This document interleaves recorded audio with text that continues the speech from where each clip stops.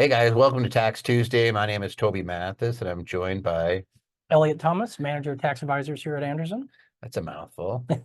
And hey, if you're looking for some tax questions and some tax answers, you're in the right place.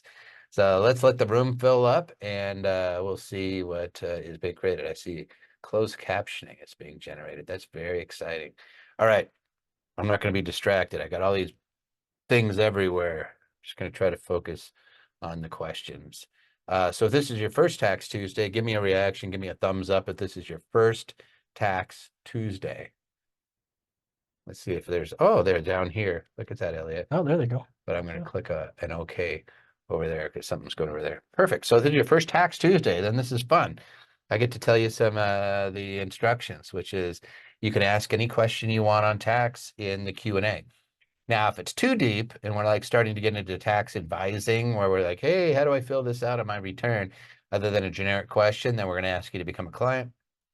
But if this otherwise, you can just ask away. We got a whole team of, I see Amanda, attorney, Dutch, one of the tax managers, Jared, CPA, all these people. I know Troy's back there, Patty's back there, Ross is back, Tanya's back there. Oh my God, we got a ton of people there to answer your questions. Go on into Q&A and ask away. And this is the beautiful part. Now, here's the thing. How many of you guys know that tomorrow is a tax deadline?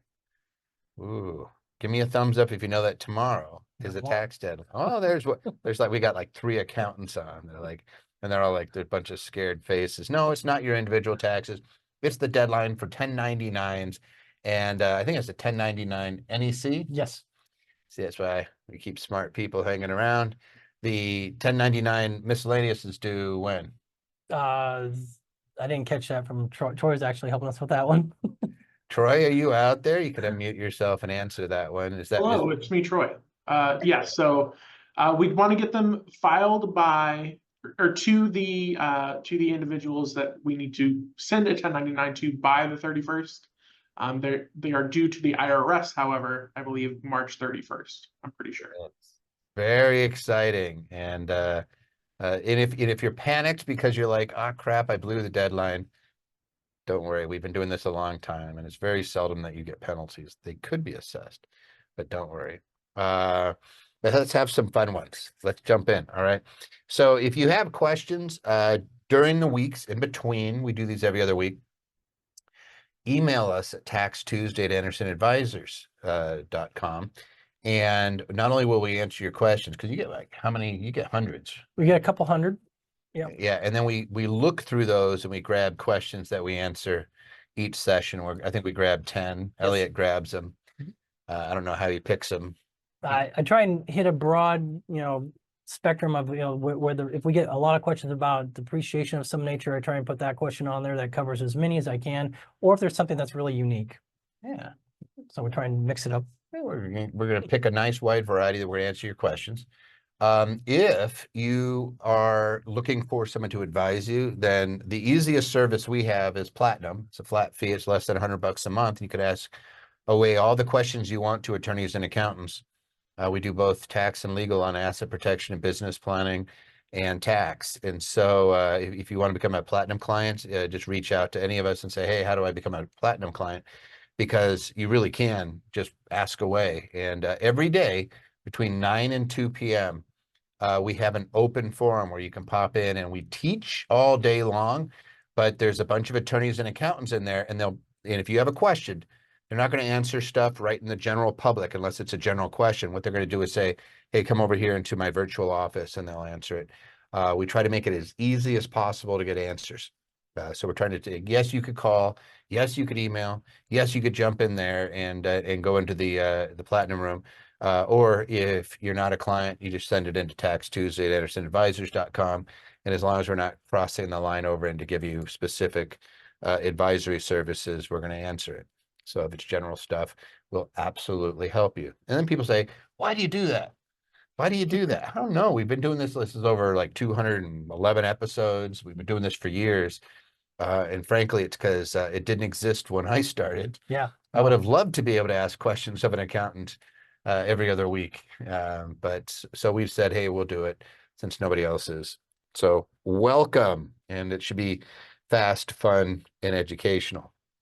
Somebody said, so you can pop in at any time. Yes, during the 9 to 2, we actually have what is it called? An agenda every day of who's coming in. So sometimes it's the land trust attorneys coming in talking about deeds and land trust. It's the accountants coming in talking about certain tax matters. Sometimes it's attorneys talking about LLCs. So we have an agenda for the day. So if you want to learn, you could certainly come in there. And then if you want to just come in and ask a question, we have plenty of folks there to make sure that we get your questions answered. We just find it way easier to talk to clients if we break down all the barriers and make it easy. So are you guys ready to get started? Because we'll go through all the questions. Are you ready? Yep. Good to go. Yes. All right, let's get going. All right. So here's the questions we're going to answer today, and then we'll get back to these. Do I have to get a 1099 to every sub who worked on a single family home we are rehabbing? Question mark. Do I have to send a 1099 to them? And if we do have to get 1099s to parties, I'm assuming we have to get a W-9 from them as well, or first, question mark. So good question. Hey, It is timely, and that's one of the reasons I picked it. A lot of questions about that, and a lot of rules right here in this one question. Number one. oh, we're not answering them yet. Oh, I'm sorry. Let me go My through bad. these first. Excuse me. Sorry. My bad. He's new. No, I'm just kidding. Right. So we'll go through these, then we'll answer them. All right. Hi, I am new to setting up a business for real estate investing. My taxes will be startup and training fees. At what % can I expect to be write-offs to the business? We just grab the questions and put it in. Sometimes the English is a little suspect, right? We'll answer that one. I hadn't claimed depreciation in earlier years, thinking that I wouldn't have to have my basis reduced in the future at sale. Is there a way to claim those earlier years that it hadn't been taken, or did my 27 years just begin when I started taking it? Good question. We see this all the time. Yeah. Scary answer, by the way. No, I'll just give you a little hook there. Is it too late to do a tax seg on a previously purchased rental property for tax year 2023? And what would the advantages of doing it for 23 versus 24? Question mark. And what would be the advantages of doing it for 2023 versus 2024? How can I use real estate profits to pay for kids' college without paying taxes? Good question. We'll answer that one too. Are gifts to clients, vendors, employees, and members tax deductible, especially if they're given to Elliot? Right. If yes, what is the threshold that we can spend for gifts? So we have all these cool questions. We even have more. My tax preparer died a few years ago. Sorry to hear that. I have not been able to find someone to help me with my taxes. Can I file 2023 before I file 21 and 22? Or do I have to file their tax returns in order? Good question. We'll answer it. Can you aggregate short-term rentals and long-term rentals together in your portfolio to meet material participation requirements for REPS? That stands for real estate professional status. And we'll explain what all that is. Wow. Good question so far. So you get a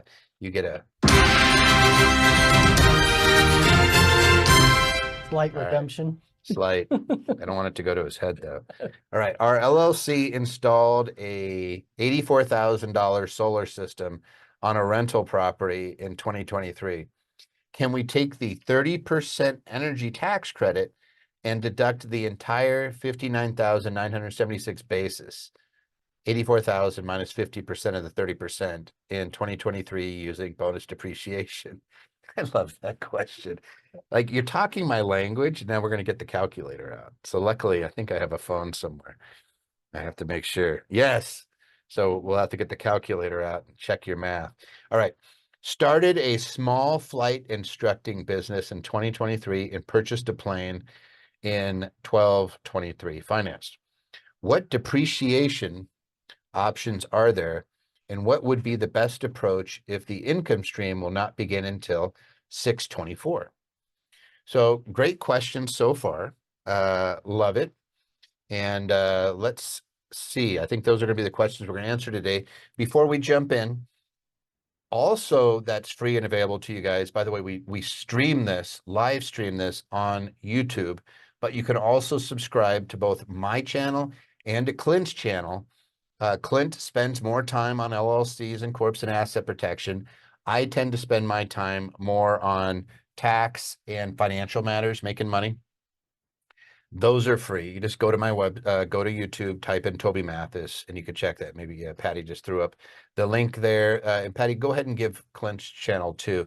And just subscribe, guys. It doesn't hit you up. It doesn't solicit you. It just lets you know when new videos are up. And I think we put up 3 or 4 a week, but there's a lot of good stuff going up right now. I know that because it's getting into the tax season.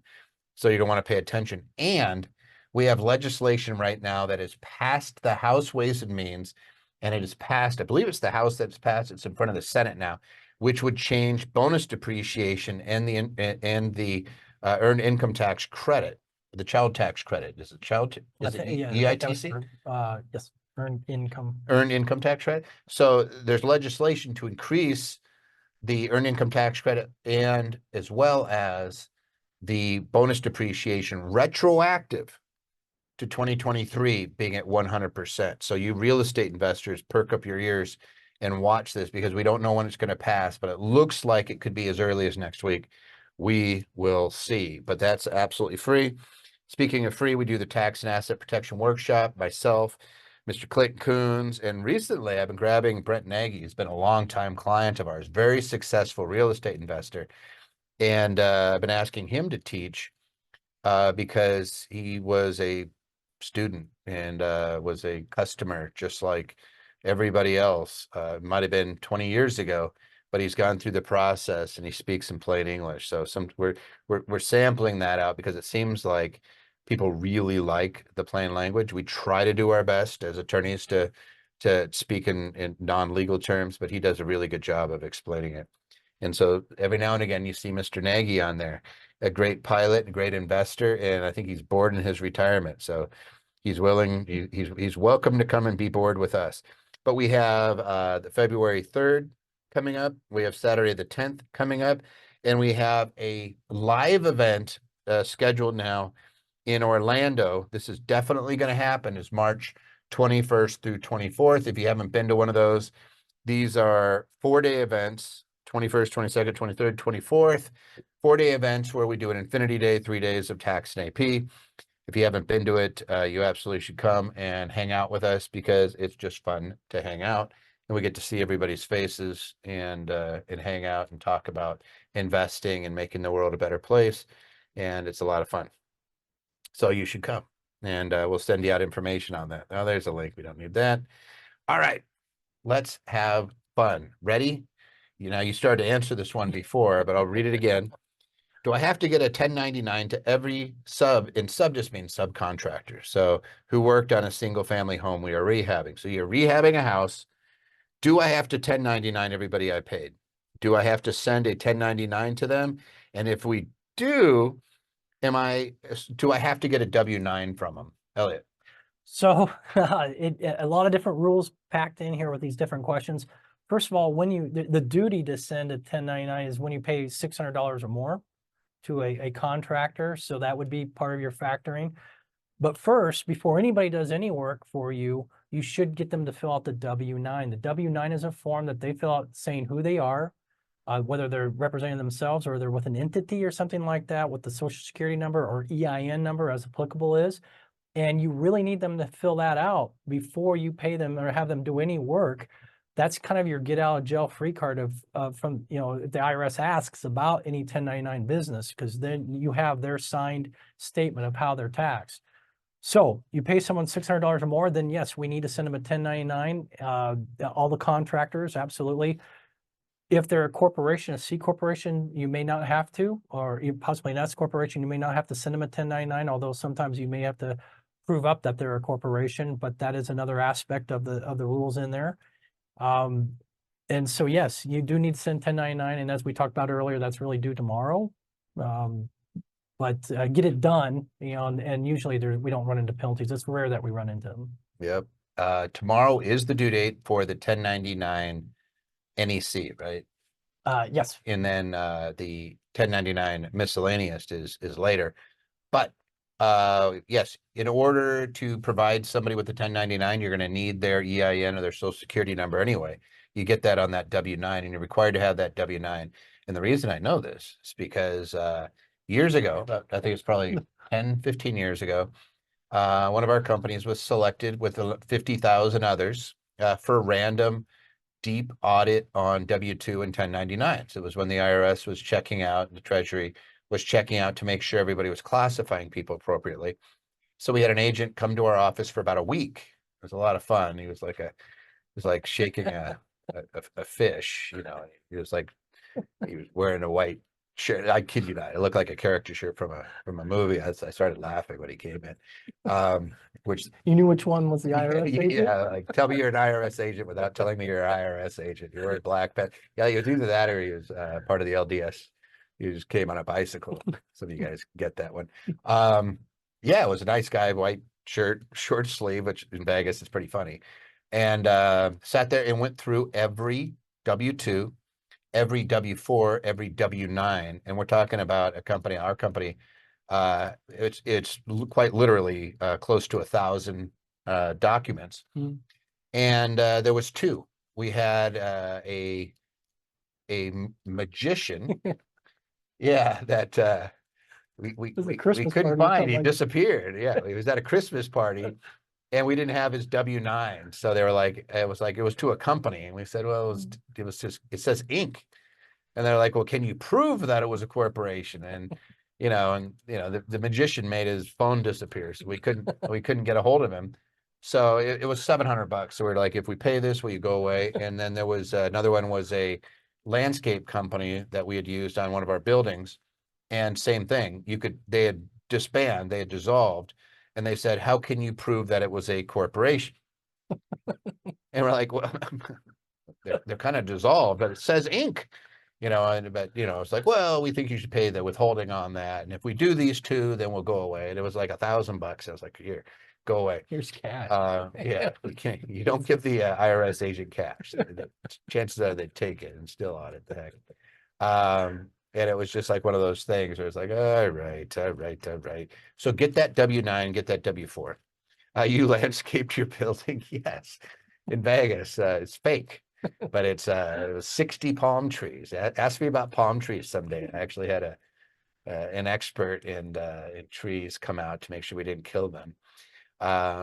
Yeah, no, I tell you lots of stories about some of the landscaping crap we pulled. And here's a hint: in Vegas, don't plant birds of paradise. It's not because they die; it's because your neighbors like them so much that they borrow them. All of them, right on camera. They don't care. They're No just like, shame. yeah, no shame whatsoever. Like, I got the camera, the guy's looking straight at it as he's digging up my bird of paradise. Smiling the whole time. Yep. So, and landscaping is 15-year property, so you can cost seg it. And then when it disappears, you can write it off. So anyway, you learn that fun stuff. So long story short, Yep. if you haven't done your 1099, what's the penalty if you haven't done it in time? It is a time matter, depending on how late we are. Anywhere from approximately $60 up to, I think it was 630 or so. If you intentionally disregard the rule. Yeah, we're looking at the August standpoint. I think if you're up to August 1st, it's 120 perhaps. First 30 days, 30. Starts to go up with time, and if they start to show intention. 60 in the first 30 days. After that, it goes to 120. Yep. Then it goes like 350, and then it goes up to like 6 something. If you're intentional. Nasty, right? But we've been doing this a long time, and I talked to Troy before this, and he says he's seen twice where they've come in and penalized. Yeah. I had a client that they penalized because it wasn't us, but the accountant didn't have social security numbers on people, and they filed the 1099. So there was withholding due because they didn't have the social security number, but we were still able to go get the W-9s, improve, the social security on them. And then we were able to get that money back. We actually paid it, had the client pay it because freaking out because the IRS is all over him saying you owe this, but then we were able to get it back. But other than that, I've just never seen anybody really penalized on it. Although, please don't rely on the good graces of the IRS on this, because they could come back and penalize you. What if a worker refused to provide a social security number? Linda, you have them do a W-9 before you pay them. And you say, no social, no paycheck, right? You want to get paid, fill this out before you do it. You should just do it as a matter of course. In fact, a lot of payroll companies, not just payroll, but like companies that do bookkeeping, if they see a new vendor, they're like W-9 before check goes out. Because once you pay them, just like our friend the magician, they disappear. Troy, you absolutely can jump in, pop in, brother. Yep. And then one other thing, if you messed up, didn't collect that W-9 ahead of time, and you still need to issue a 1099 at the end of the year, you can do that without the social security number, without, you know, all the information. But what's going to happen is you're going to get a notice from the IRS saying any payments you make to this contractor going forward, you have to do backup withholding on them. Yeah, we had that precise situation, Troy. And it was one of our doctor clients, and they assessed a withholding on all for 3 years. It was about $100,000 issue. Yeah, we were able to clear it, but Yeah. it was still like it freaked him out pretty good because his accountant wasn't doing the W-9, and since they didn't have the social, they were sending out 1099s with the amounts they paid all these folks, thinking that was good enough, and of course it's not. It triggers the withholding. Yeah, and that backup withholding is 24% of the gross payments. Yeah. So you'll end up paying 24% of something else somebody probably reported and paid tax on. And they'll double dip on you guys. The IRS will absolutely double dip because they're the IRS and they can. Right? Yep. So get it out there. Tomorrow. Yep. Jump in if you need help. I'm sure that Troy, if you're rolling around, are you guys able to take on anymore? Are you guys just up to your eyeballs? So we're closing our intake form at 5 o'clock today. It will reopen on February 1st. February 1st. Yeah. You just hosed everybody that's on. You better put that form up there in case somebody's panicking, so that they can get them issued real quick. What time is it? So you guys have an hour and a half, a little bit over an hour and a half. So put that form, send it out to everybody in case somebody needs to do it. How much is it? Is it like what is that, $100 for 10 or something like that? $100 for 10, correct? Yes, sir. 100. Oh, look at that. Oh, good deal. Jeez, so $10 a pop, and we'll get it done. There you go. So then, you know, that's not just, that's a W-9. Patty, do we also have the 1099s? Problem is the 1099 link, Toby, is individualized per client. So I don't have one that I can just pop up. All right, well, just send a email where they can reach out to somebody. Yes, I can do that. Yep. We'll make sure. So if you're panicked and you're like, oh my gosh, what is this? Do not worry. A, we could get it done. B, if you don't get it done, we don't see people get penalized. It's not like it's automatic. All right, let's move on. Hi, I'm new to setting up a business for real estate investing. My taxes will be startup and training fees. At what percent can I expect to be write-offs to the business? Question mark. So if it's a business expense, you'll be able to deduct 100% of that expense. The issue here is really what type of expense it is, I would think. You mentioned training expenses, and that's one that's really key, training education, and you mentioned that it's a new business. If that's the case, if it's a new line of business, then we typically can't deduct training expenses on a normal return. You need to put it on a C corporation. So we do have methods to work with that, but it might be that we have to roll through a C corporation to get those training or education expenses deducted. If it's a business that you've already had and it's already shown up on your return, maybe you had a sole proprietorship year 1 and year 2, you ran into those costs, well, then that's just continuing education, probably not a problem. But here it sounds like we're talking about a new line of business with training. So that's telling me C corporation. C corporation and possibly a startup expense, depending on when you're getting rolling and how you structure this thing. Don't worry, you'll be able to write it off. What happens if you don't is there's a great case. I don't remember the case name, right? Woody v. Commissioner. And that was a guy who talked to us. We gave this exact same advice to him, and then he went to his accountant and did something different. And now he's a wonderful tax court case where he was denied his deduction because his business didn't exist. He was trying to do it in his individual name. And it's like, no. Don't try that. Don't do it on the cheap. Do it the right way. Then you get the deduction. So it costs the guy a $40,000 deduction. Oops. We've had run across a lot of these in our 2-year tax reviews where a client will bring in their returns. We're reviewing them. We see that they had a new business on a sole proprietorship. They try to deduct education. And we tell them in there, and more than once, I'd probably say 4 or 5 times I caught it, told them, and you feel kind of guilty because they get a letter within a couple of months, because remember, it's been 2 years, you know, we're doing a 2-year tax review, looking back, and they get a letter. I know they're thinking that we turned them into the IRS, but that's not the case. But the No. IRS is just late getting those letters out there. The IRS knows. Yeah. You see that and they just go, and it's like, oh, but you know, but I'm a sole proprietor. I get to write these things off. But we can work with it. We Yeah. get that C Corp We'll set still up. get it. We'll either get it as a startup expense, or we'll get it as ordinary expense, depending on when you do the education, when you do the training. What we love is if you set up the company and then do the training, right? So, hey, I'm doing the training. Great, fantastic. If you can get the entity set up before you actually do the training, then it's on behalf of the company, and that actually makes a difference. But you're going to write off 100% no matter what. The question is whether you have to use it as a startup expense and depreciate, amortize it over 15 years, or whether you can write it all off in the first year. So we want it now. A dollar today is worth more than a dollar in 15 years. So I want the dollar 15 today. days. Yeah. Yeah. Nowadays, geez Louise. All right. I hadn't claimed depreciation in earlier years, thinking that I wouldn't have to have my basis reduced in the future at sale. Is there a way to claim those earlier years that it hadn't been taken, or did my 27 years just begin when I started taking it? Another common problem, as you mentioned when we started, we run into this quite a bit. People thinking they're saving themselves a little bit of paying by not taking a depreciation expense early on. Problem is, if you ever sell, you're going to be treated as if you did take that depreciation, whether you did or not. Question here is, what can we do about it? Well, we have a form 3115, 3115, and that can catch all that depreciation back up. So in other words, let's say you've had it for 10 years, never took depreciation. Well, this year you can do a 3115 and it will pull it up and you'll take all that depreciation this year, catch it all up. 41, right? Yep. So, Elliot just explained the rule, but I'm going to dig a little deeper on it.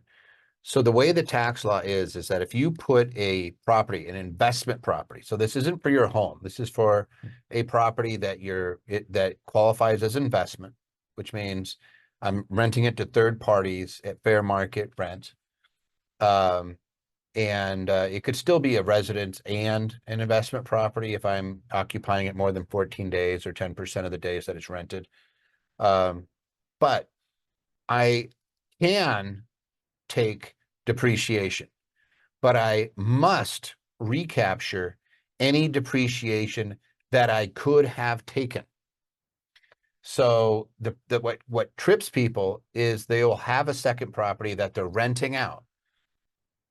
There, boom, you may take depreciation. And they say, I don't need to, I'm not too worried about it, blah, blah, blah. And then 10 years later, they go to sell it and they're forced to recapture the depreciation as though that they had taken it, even though they chose not to. What would have happened is, let's say that it was breaking even without taking depreciation. So that depreciation creates a loss. Well, it's a passive loss and it sits on your return as a carry forward. So every year you have this loss and it gets bigger and bigger and bigger, and then it gets released when you sell. So either you use it against your other properties or it's released when you sell, and now you use it against the sale to offset the gain so you don't pay tax. And if there's no gain, there's no tax. Right. So if you have a big enough loss, you're like, oh, I got this loss and I'm not, boom, I get to knock it out. If you don't do that, you don't have that loss, you're just going to have recapture. It's all gain. So it's going to be either recapture or long-term capital gain. And so that's how that works. And fortunately you see that, but Elliot also gave you the way to fix it, which is a catch-up under 41A, I think it is, but it's a 3115. And it's the same thing we do when we do cost segregations. We just grab it all. Anything that I could have written off, I'm going to take it now. And maybe it's going to create this big, fat, passive loss on your return. Good. Gets released when you sell. So somebody says, what's the difference between depreciation versus cost seg? Oh, so heard your new video on that. Did I do one? Yes, you did with Mr. Estes. Oh, Estel? Yeah, still, yeah. Oh, that's in the tax toolbox. Yeah, I was listening to that exact question right there. Right. So, so here's the difference. All property has useful life. So it might be 5, 7, 15 year, 27 and a half, 39 year. Personal property versus real property, structural property. A lot of us are used to just taking 27 and a half or 39 years on our real estate without realizing that there's a whole bunch of categories that are actually personal property. And in order to break them out, you have to do what's called a cost seg. And a cost segregation study just goes through and says anything that would be removable without damaging the structure is personal property, including any structural components that are for that specific purpose. And the electricity and plumbing for that purpose, it becomes the same useful life as that item. So like you put a dishwasher in, and you have plumbing that goes to the dishwasher. That dishwasher is 5-year property. The plumbing now is 5-year property. The electricity to it is 5-year property. If you had to modify the foundation or anything for that dishwasher or put in a structural component platform for it, that's 5-year property. Now a cost seg allows me to write it off faster. Instead of 27 and a half years or 39 years, now I'm writing it off in 5 years.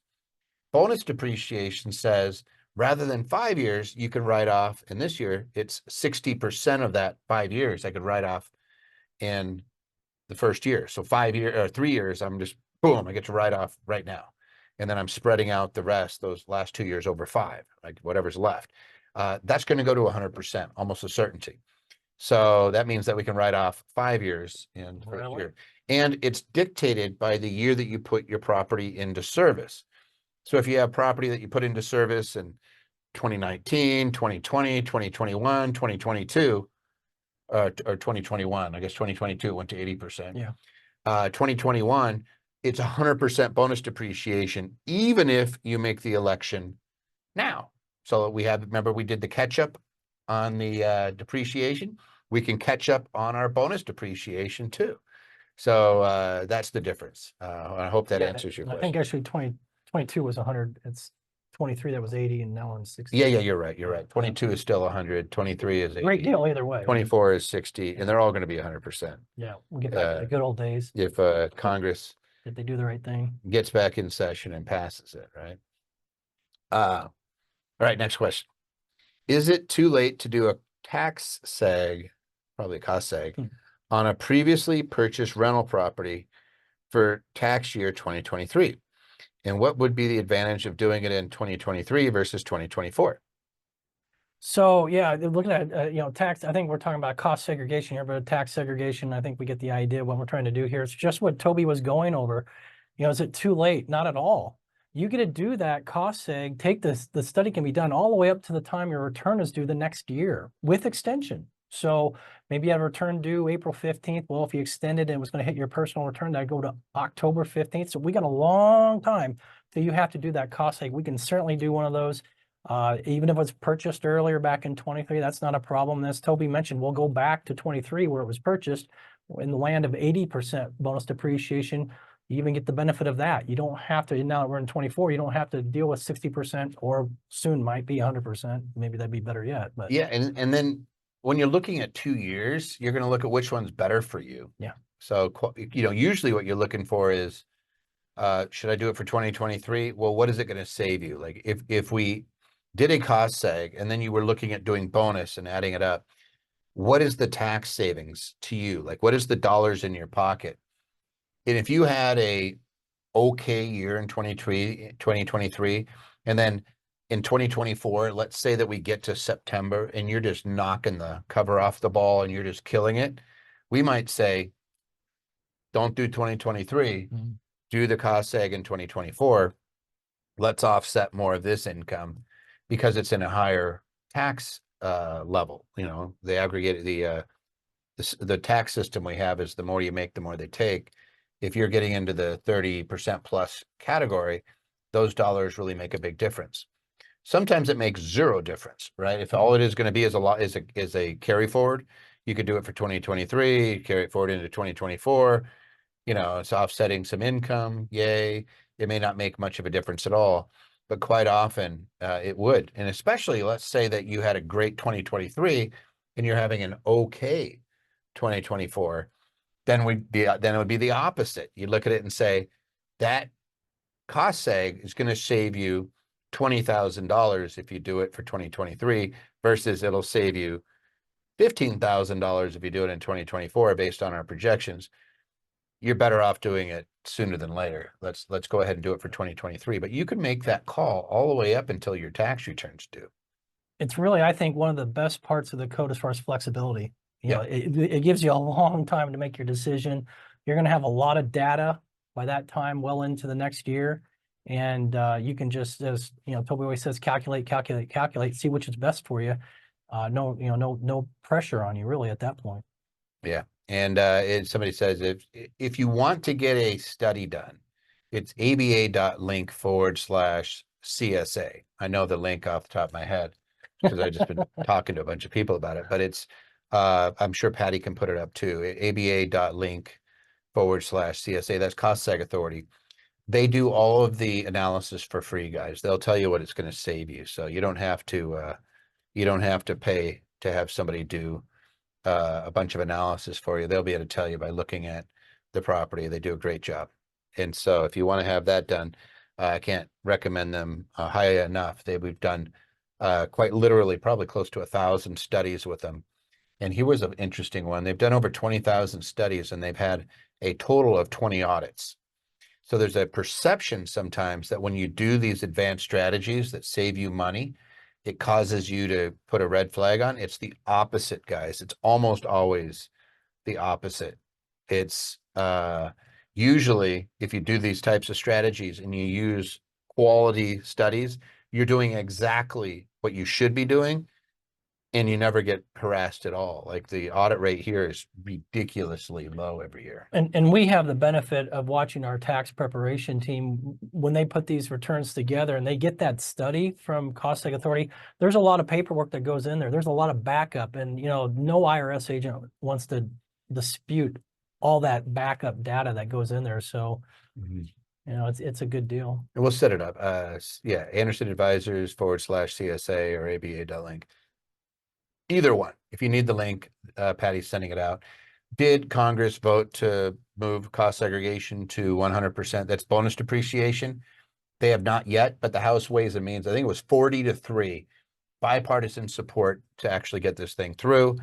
I think it was Senate passed it or the House passed it, but one body of Congress has passed it. It's waiting on the next. So hopefully it's coming soon. Let's keep going. How can I use real estate profits to pay for kids' college without paying taxes? The easy call here is pay them out of if it's in an entity, an LLC, just pay them directly from that business. Or if it happens to not being, you know, have that asset protection, you could still just pay them from the business of that rental, pay them as W-2. And then they won't have to, if they're under 18, you won't have any FICA taxes. So that would be the best route. Technically, you don't have withholding if they Yeah. didn't have taxes the previous year. Yeah, and so none of the employment taxes, and if you're paying them less than I want to say it's 13,850 for 23, the standard deduction for single, there's not going to be federal income tax. So that is a really great way if you're going to pay the children to go to college. Do it out of a business that's owned by you or you and your spouse in a partnership arrangement, and then pay them as W-2. It's important you pay them as W-2. Then no employment taxes, and if they're under the federal standard deduction for that year, no income tax. Yeah, and so for 2024, I think we're at 14,000. Yeah, it went up. I just don't remember the total number. Yeah, so the standard deduction, if the child, which is under 18, if they're over 18, then we have a different issue. And by the way, I always get asked, what's the youngest age? It depends on what they can do for your business. So if you're using them for marketing materials, like using their image and things like that, you can pay them what you could pay a third party to be a model. If they're pushing a broom or doing activities like that, you could pay whatever it would cost you to pay somebody else to do it. We have cases with 9-year-olds, right? Where they're getting paid a reasonable wage. And if you're paying them through a partnership or a disregarded entity, you don't have to worry about any of the withholdings or anything like that. If you are paying them out of a corporation, you still run it through W-2, and you could still say, hey, I don't want to do a bunch of withholdings. As far as the federal, it's up to how you fill out the W-9, but you have employment taxes, but you're paying into Social Security, right, towards their 40 quarters. So you're starting them on the path to qualifying for certain retirement benefits. I know some of you guys are like, yeah, Social Security is not going to be there, or you're going to have to be 80 to qualify by the time they're done. Yes, I get it.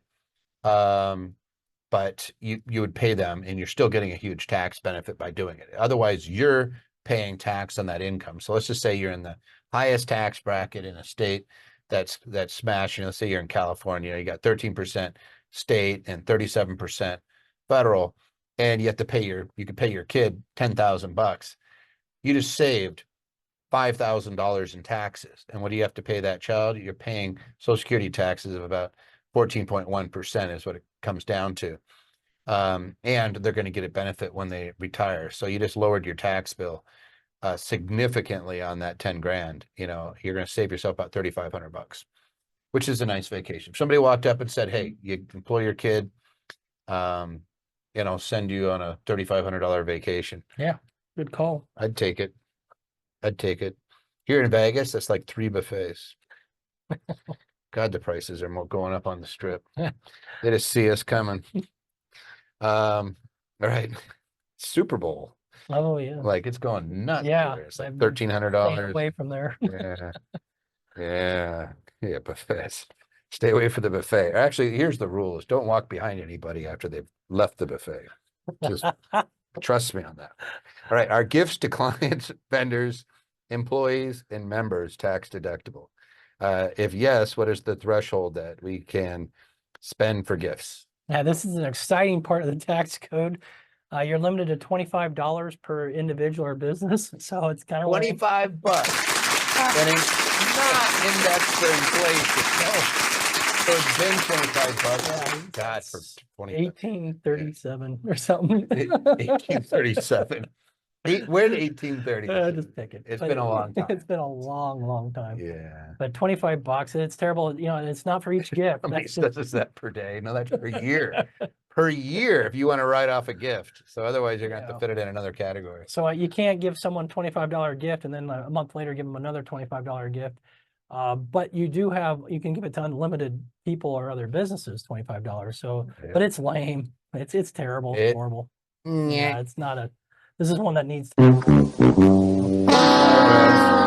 So you're giving everybody, like, you can give them a crappy basket. Like what do you get for $25 nowadays? If you sent your customers something worth $25, they're like, why'd you even waste the effort for 20? yeah. And that's why I picked it, because it's such a horrible rule. And this question, and people really don't believe me when I say it's a $25 limit, and yet that's what it is. Yes, the wonderful world of the IRS. All right. Hey, my tax preparer died a few years ago. I have not been able to find someone to help me with my taxes. Why? What did you do to your preparer? Yeah, well, Just kidding. Right. I just wanted to do that. What did you do? Yeah, the part they're neglecting. is- right. There's more. Well, I shot it. Didn't want to say it, but my tax bill was too high. And Told me took I it can only off. deduct $25 and That's where my brain goes immediately. All right. Can I file 2023 before I file 21 and 22, or do I have to file tax returns in order? Some of you guys are having the same thoughts, right? Yeah. You're like, what is it? What did you do? Sorry, your tax preparer passed. Yeah. What's the answer? Well, the answer here is that there is no order by the IRS. There's no rule out there that you have to do this return or that return. Often people will want to do them in order because there might be effects from those earlier returns, by the time we get to the present. But there's something to be said for if you just want to get that 23 out there so you have no more accumulation, you've stopped the bleeding on any late fees or penalties, and then get back to the earliest as quickly as possible. That's certainly doable. And what if 2020, 21 and 22, what if there's not a lot, what if there's no taxable income? Yeah. You may not have a requirement to file, right? You got to look and see what's been reported. I'd probably pull a transcript on you right away. Like you can go get that for free Mhm. and see what's been reported on your Social Security. if you're having any issues with your data. And then as far as the preparer, like, I'm sorry, the preparer passed, we're losing people in the tax industry. I think we've lost 15% of the licensed CPAs in the last 2 years, and it's going to continue to go up. So like, hopefully AI helps. Hopefully we figure out immigration a little bit, but we need accounting help for sure, because it's putting a lot of stress on the industry, and it's the complexity of the code is not helping. It's not getting And any easier. Congress changing things like 3 times a year doesn't help either. It's becoming really, really muddy and murky. And then, if you're not aware, the Tax Cut and Jobs Act that was passed in 2017 expires next year. And then you're going to have just a complete mess if they don't extend this thing. I'm sure they'll get along and get it all hammered out. Sure. Yes. What do you guys think the chances are? Give me a percentage chance that Congress is going to be able to figure that one out. I think you're probably, like, I think it will, depending on, like, it's a election year. Hopefully they decide Yeah. they're going to do something positive for the American people. But Right. Well, here's hoping to that. but we know that the spending's going crazy. Mm. They're running at a huge deficit. Somebody says 3% chance. You're being Oh, positive. wow, that's generous. Yeah. No, I actually think they're gonna get something done, but Yeah. they'll probably extend it. But man, they make it murky, and they make it really tough for everybody. Which, again, it's not fun being on the tax advisor side when you're like, it depends. We don't know, and then they yell at you. Why don't you know? They don't have a crystal ball. Tax and asset protection workshop. I do have a crystal ball for this. We're doing one on the 3rd. We're doing one on February 10th. And then we're doing the live workshop on March 21st to 24th in Orlando, Florida. Get out of the cold. Come on down and hang out with us in Orlando. I know the lake where next to the hotel where we do the events, there's a gator out there. So if you want to, you can go see a gator. That's actually the truth. But it's a lot of fun when we get together. So it's just different. Great Is being event. able to see everybody. It's fun to be able to shake hands and see people eyeball to eyeball. And it's a bunch of really cool people. We've been doing these now last few years in these types of formats where it's usually hundreds of folks that are all investors, positive people, a lot of great folks that just like coming out and have been our clients forever. It's actually just a really positive experience. So I'd recommend that if you get a chance, come out to a live event, that you do it. They're pretty inexpensive. So it's not about that. It's about getting together and being around people that are like-minded and trying to make positive changes, and that are investors, because it's a different mindset. And if you're around people that aren't investors, man, they can be negative. But investors, they're fun. They're always looking for the bright side and the silver lining. And sometimes you don't know. And then you're around somebody who says, what about this and this? And you're like, oh my gosh, that would work in my neighborhood too. So hopefully you get some good stuff out of there. All right. Question. Can you aggregate short-term rentals and long-term rentals together in your portfolio to meet material participation requirements for real estate professional status? Oy. So a lot of terms in there. Do a little definition here. First of all, STR, short-term rentals, that just means basically 7 days or less average. There's other categories, but that's the most common. And it's treated a little bit different, or can be, on your return. And then you have your long-term rentals, which is pretty much anything else. And in order for any losses to really hit your return in a favorable manner, that they're ordinary, or what we call non-passive losses, in the case of the short-term rental, you need to materially participate in the management of that short-term rental. In the case of a long-term rental, you need to get what we have at the end here, the rep status, real estate professional status. And there's some tests there. Basically, you have to have over 750 hours in a real estate trader business. You need to materially participate in the management of your rentals. And so we meet all those boxes. Well, then that can be non-passive. And if you've got these things that Toby's been talking about, depreciation deductions and cost sags, et cetera, that can have a really great positive effect on your return. But the question here being, can you combine them? And by themselves, as they are, no, they're two different things. A short-term rental is a different type of business. It's actually not rental activity. It's just a trader business. We talk about the pizza shop. It's the same thing as an ordinary business. Long-term rental is a separate part of the code. But what we can do with structuring, by that I mean setting up other entities, you could have a C corporation. We often use a C corp. it puts a rental agreement. It rents your short-term rental for like a year-long lease. Okay. That makes it a long-term rental now, that short-term. The short-term rental activity is happening in your C corporation.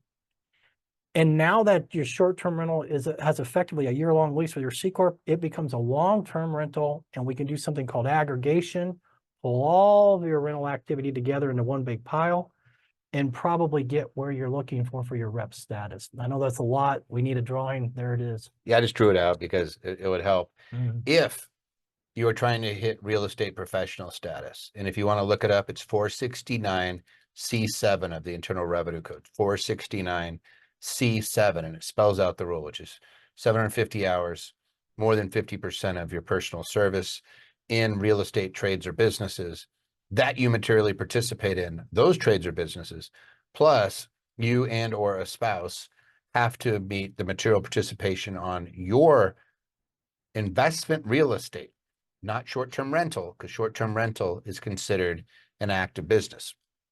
So if you did that and you want to grab the time, then you do this structure right here.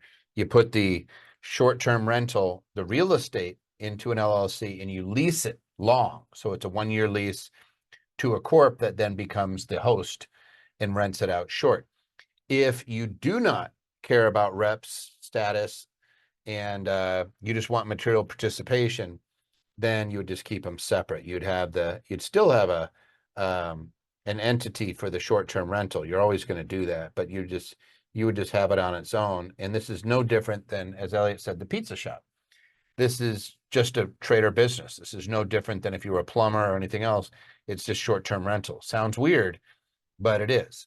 7 days or less is an active trader business. And if you materially participate, then the losses can be ordinary. So you could be a doctor, a accountant, engineer, teacher, you fill in the blank, any profession that you're doing full time. And if you want to lower your tax bill and you want losses from your real estate to offset it, the short-term rentals where you go, because that's ordinary loss as long as you materially participate on that property or properties if you want to combine them.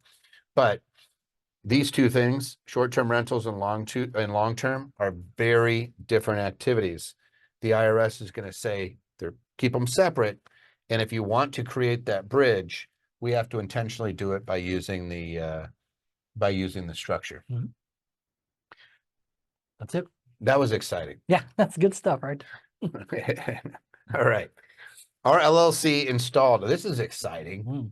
I'm actually excited. I might Howard Dean this one. Right. Our LLC installed a $84,000 solar system on a rental property in 2023. Can we take the 30% energy tax credit and deduct the entire 59,976 basis, which is 84,000 costs minus 50% of the 30% in 22 using bonus depreciation? What say you? Yes. Quick answer, yes. Yeah. And I did check the 25 2 is correct at 30%. So what is it? 25,200, that is 30% of 84. 25,200 is a tax credit. What's a tax credit? That is a great question right there. We've been talking about deductions here all day long. Tax credit, well, let's go back to the tax deduction. That's going to be a deduction against income, and that's going to lower taxable income, so it lowers your tax rate. But a tax credit is a direct dollar for dollar reduction in your tax liability. So given the choice between a $25,000 tax credit, in other words, $25,000 less than you have to pay versus just a $25,000 deduction, they're both great, but you're going to want to have that tax credit. Yeah, and then here's the math. I think they just goofed up on their math a little bit, because you get to, not only do you get the tax credit, so that's cash. That's money in your pocket. So that $25,000, the IRS is literally dollar for dollar for your taxes owed. So it's like, oh, I get a tax credit for 25 grand. Yep. But I financed the solar system. That's okay. You still get 25,000. So I really didn't spend that much money. Do I still get the tax credit? Yes. And you get to write it off. And so the write-off is, we take 50% of the tax credit. So we have 84,000 minus 1/2 of the tax credit. And that gives us $71,400 that we get to do depreciation on. And then if we, right now, we're at 60%, assuming it's going to go up to 100, it's going to be $42,804 or $840. So what you would get in year one, you would get 42,840, and then But yeah, this was 23, so they'd still be under the 80 though. oh, this is 80% of that. Yeah. All right. So then I'll go. So you get, and then you still get to depreciate what's left over 5 years. Mhm. So you're still gonna, so let's say 71,400 times 0.8. So you get there's our 57,000. So we get a $57,120 deduction And the credit. plus, so we take 71,400 minus 57,120, and that's 14,000 divided by 5, for lack of a better word, plus another 2,800. So right around another $3,000. So you're going to be in that $60,000 range for a tax credit plus a $60K deduction. That's why in real estate, some of the solar stuff can be that's a lot of baths. What he says. Yes, I like my toys, guys. I just like to scribble. Get bored otherwise. Yeah, I used to try this on crayons and it ruined a lot of computers that way. Well, But you get, I know, just like a scribble. But what a big benefit. Like, again, you could be out of pocket almost nothing. In some of these cases, they're basically, you're paying them out of the electric bill that would have been. And so depending on the deal that you strike, you may find that you're out of pocket, like maybe $5,000, and here you get a tax credit of 25 plus 60K. What's a YouTube super question? Go ahead, Patty, throw it up there. Okay, so here's the question, Toby. Uh-huh. If I pay referral fees to other companies or individuals, let's say over $600 a year, what type of expense would that be? And do I have to file a W-9 for them? So I'm paying a third party over $600. So Yeah. you'd have to W-9 them. And what type of expense would that be? Yeah. If it's a referral fee, it's probably marketing fee. I'll just call it a Yeah, marketing or consulting, either way. consulting. Yeah, one of those. You could either put it under professional fee or you put it under a marketing expense, but you're going to get 100% deduction no matter what. Yeah, and then I think they're asking, should they 1099 them? And I think the answer to that is yes, and it should be a 1099 miscellaneous box 3 for other income, would be my thought there. I agree with you 100%. And the only thing I would say is it depends on the party. If they're a corporation, then you don't have to 1099 them. Good point. Yeah, so Or always an collect LLC. a W-9 before you pay anyone. If they're not if they are a corporation, you aren't required to issue a 1099. Yep. And we like our super YouTubers. So that's awesome. Guys, we're streaming this on the YouTube channel at the same time. So we don't see those questions. So I want to make sure that we get those folks too. We have teams on both. And by the way, our team kicks absolute tail. They've answered almost 200 questions. We're at 182 as we sit right now. So Amanda, let me see if I could see all the different people, because we have a whole bunch of people. Arash, Dutch, Jared, Ross, Troy, and Patty and Matthew. We got a ton of people on answering questions. I just think they're rock stars for answering these things because they're going rapid fire. You know that most accountants like to do, well, it depends. And then they'll never actually answer a dang thing. And these guys are answering questions, so I really like that. Yeah, they go all through the whole show. I'm telling you, they're typing away. Yes. Been there, done that. Give them a thumbs up Yeah. or a heart or a something. We never do that for these guys. There we Give them go. a There it something is. because they're just sitting there answering questions all day. And And they are rapid fire, like you say. yep. And we force them to do it and we don't feed them. No, they do a great job. Except for Matthew. He's right out here. He could just cut our feed at any time.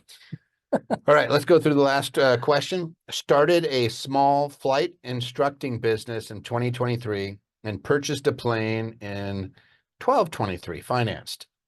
Great. That's awesome. What depreciation options are there? And what would be the best approach if the income stream will not begin until 6/24? So just going strictly as this question's written, it sounds like we started the business in 23. Okay, and we bought the plane in 23. Maybe we didn't have a lot of income, but you did buy it. And that's pretty much considered placed in services for these type of things. So it'd be a 23 asset. And you can do the bonus depreciation we've talked about. What you'd want to do is compare it to the straight line, which would be maybe, I think it's plain probably 5 or 7 year property. I guess I don't know off the top of my head. But if you compare the two, you could see what you think your income stream is going to be in 24 if you wanted to, and you could calculate out. Or another approach would be just take it as a massive loss in 23, and that loss will carry forward and wipe out income in 24 and 25, et cetera, depending on how the numbers work out. Yeah, I would say the big issue here is when is it placed in service? If that plane was placed in service on a business that's an operating business, then in 2023, in 12 of 2023, then you could bonus that 80%, soon to be 100% that year. What is plane? 7-year property? Yeah, 5 or 7, I would think. Yeah, I don't know for sure. I think it's 7. I want to That say sounds 7. as good as any. Yeah. But 100%, if it's bonus, it's going to be 100%. You're just going to write it off. So we have clients. I think we had a client that bought an $8 million place and wrote it all, whoosh, you know, and it's great as long as you're using it for business. You switch it over to personal and drops below 50% used for business, you have a problem. So a lot of times you're engaging an aviation leasing company to make sure that it's being used in business, regardless of just your use, so that you don't fall into that trap. So you get that big deduction. If your income stream is not until 2024, though, that's the part that worries me. The loss isn't a big issue. You can grab that loss. If you're at risk on the financing, you're probably going to get, you're going to get to write that thing off against your active ordinary income, assuming that this is a business that you materially participated in. Otherwise, it would be a fixed asset that is put into service in 2024. So let's say you didn't have the business running yet and it didn't do anything and you bought this puppy. It would just be a fixed asset on your book, no different than if you had a rental property you put into service in 2024. You could write it off then. So you're not in any jeopardy of losing the deduction. No. The only question is it 23 or 24? Yep. And there, depending on the expense of this, airplane, you may hit up against the business loss limitation rules, but Somebody says airplane can bonus 100% is an exception. So even with the bonus depreciation, they kept the airplane at 100. I haven't run across it for this year. So the last year we had a airplane bonus. The last time I saw that was that was this year. So it was for 2022. yeah, that was 100. So that's really cool. So if there may be an exception where it's 100%, then we don't have to worry about what its useful life is. It's going to be 5 or 7. It's right now. So one of those years, you're probably going to get to write that whole thing off. So thank you, Robin, for clarifying that. We'll have to take a look and see. Somebody says, hello, I have missed the full answer for the solar tax credit. Is there a way to get the answer in writing? Y'all will send you'll see the recording and you can actually get the recording and there's a transcript. So you can grab it and do that too. And I think we explained that one pretty good. And if you saw my math, and if you need more clarity, just reach out to us. We'll do that. I think that's the last question we have. There's a few questions in here. Let's see. Regarding the short-term and long-term, I'm just going off of a chat, guys, that was on the previous question.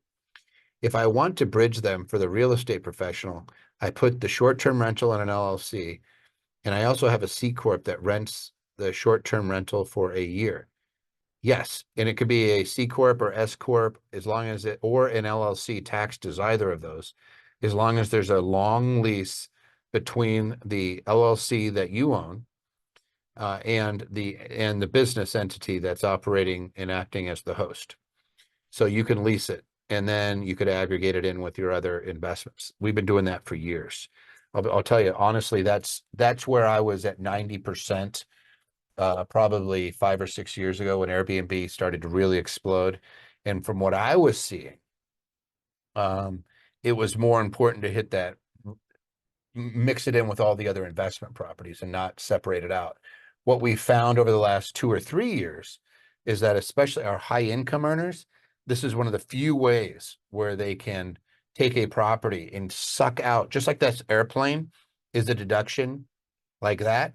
So is your real estate when it's short-term rental. It's 39-year property for an Airbnb. It's considered a hotel.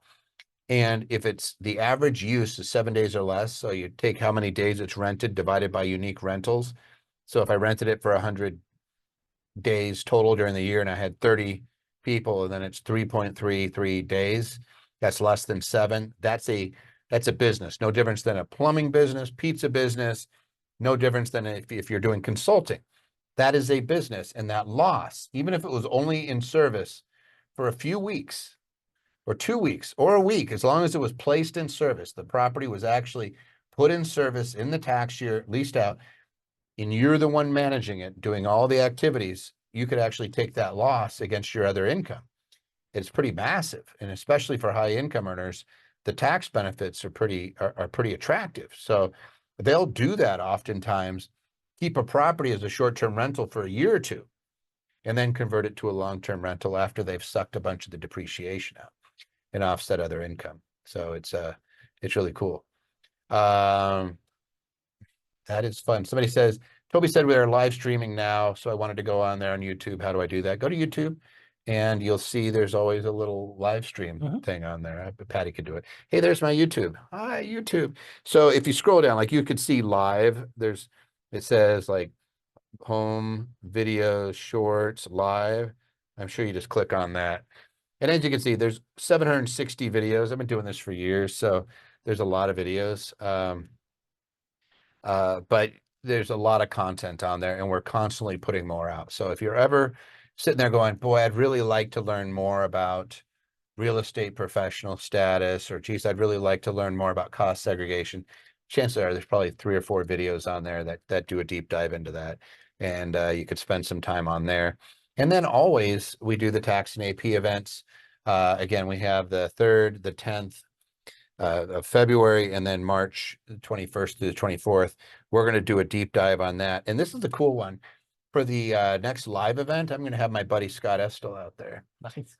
Former trial attorney with the IRS out of the Illinois office, somebody I've worked with extensively to do the tax toolbox. Elliot obviously helped, and our team here helped a lot on that too.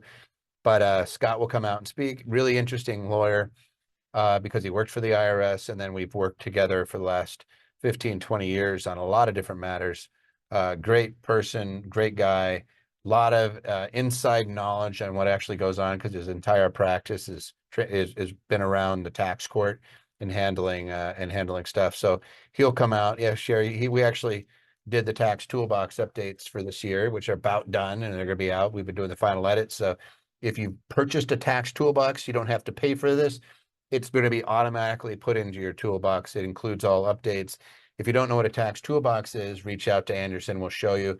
And like a lot of our stuff, it just is a continuous process. You pay for it once, and then we just keep adding more and more to it. So this is a complete revamp. So everybody, I don't care if you bought it 10 years ago, you're getting the new content just because it's a lot of fun. If you have questions in between the next 2 weeks, by all means, reach out. Get them in there. Yeah, Tax Tuesday at Anderson Advisors, and you too could be selected for when we do these and read your questions on the air and answer them, or visit us at our website, Anderson Advisors. There's a ton of content on there, guys. What we are is an educational company with the services to help you implement whatever strategy might benefit you, save you money, keep lawyer Snoops and Uncle Sam out of your back pocket, and allow you to create a legacy. We're not just talking about, hey, I just want to get it to my kids, but actually think beyond that. Think 200 years in the future, what your estate looks like, what you're actually creating. And if we do it deliberately, it's not that hard and it's not very expensive. In fact, it's a lot cheaper than not doing anything or doing the wrong thing. And so once you realize that, then you're like, oh my gosh, why didn't I do this 10 years ago? And that's a good question to be asking yourself when you're diving into this, because that's what it should be like. It's like, gosh, this makes sense. I understand it, and I understand the value in putting it in place. that makes you an awesome client for us because we're speaking the same language and we have the same values. All right, so that is it. I see there's still 12 open questions. So what I'm going to do is say adieu, Elliot. Thank you so much today. Thank you. And we'll leave this open. We'll just mute ourselves and stop the feed or stop the video, but we'll continue to answer your questions. So guys, if you're waiting for a question to be answered, don't leave. Hang on, we will get to it. Otherwise, I will bid you guys farewell and we will see you in 2 weeks. Hey, thanks for watching. Click the link so you can join us live and get your question answered by myself and my tax team.